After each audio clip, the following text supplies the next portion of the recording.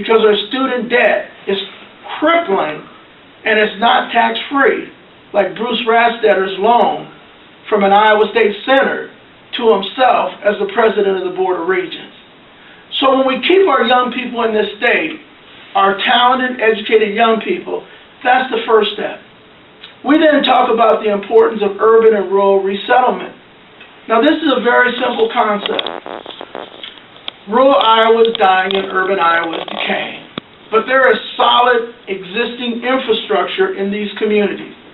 Wherever I go in rural Iowa, I take the editors and publishers outside, and before I complete a 360-degree search, I will find a fire hydrant and a sewer and roads that we came in on, and sidewalks and poles. They already exist.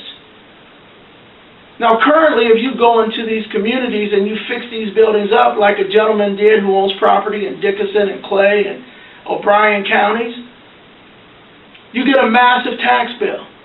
But if you go out to our rich farmland, some of the best in the world, and you pour concrete on it and you destroy it, you get tax credits or cash from the government, and then they put in roads and sidewalks and fire hydrants and sewers.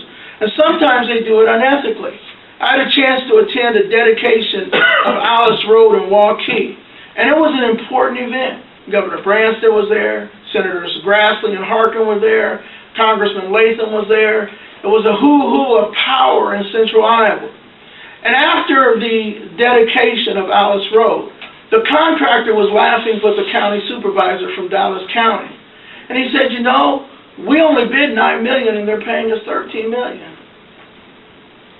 And those are tax dollars that never should have been spent, because instead of destroying our rich farmland, we should have encouraged individuals through responsible tax policy to reinvest in existing infrastructure.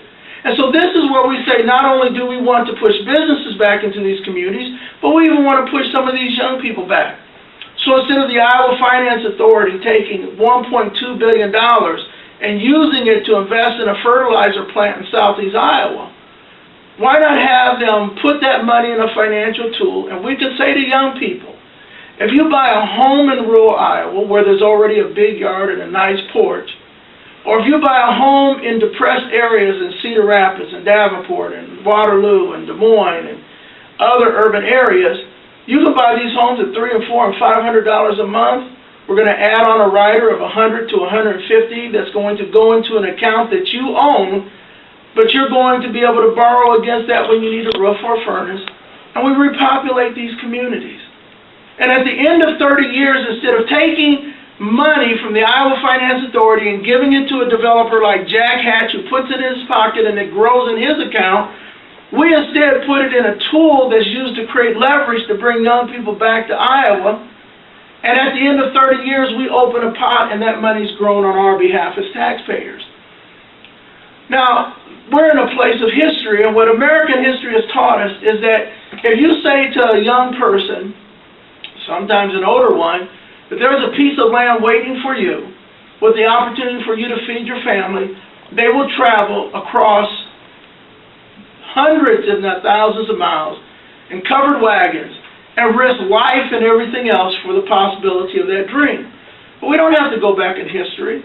In Oskaloosa, Iowa, a rural community here in Iowa, there is a young man by the name of Jonathan who graduated from Purdue, grew up in suburban Chicago, and this young African-American journalist is now an editor at the Oskaloosa Herald, and he took that job because the check cleared. And I just happen to have to believe that if a young African-American who grew up in suburban Chicago and graduated from Purdue will come to Iowa because he has a good job, that if young people in Iowa have good jobs, that they will repopulate our dying rural areas and our decaying urban areas. So that's the next step, is creating a path for them to return. But that's not enough. And so we've talked about 2 or 3 other critical components to revitalizing our economy. One of those is the Every Working Iowan Economic Empowerment Initiative. Now, this is something we've received tremendous bipartisan support for, publicly. Republicans such as Brad Zahn, who's a very conservative legislator and was the congressional candidate for Republicans in the 3rd District in 2010 and the top vote getter in 2014 before he lost a 5-person race because the Branstad people hate him, was there to endorse this, along with extremely liberal Democrats like Deborah Berry from Waterloo and Akhil Abdul-Samad from Des Moines. Because this is not a partisan strategy. It's simple. The first thing we do is eliminate taxation on overtime.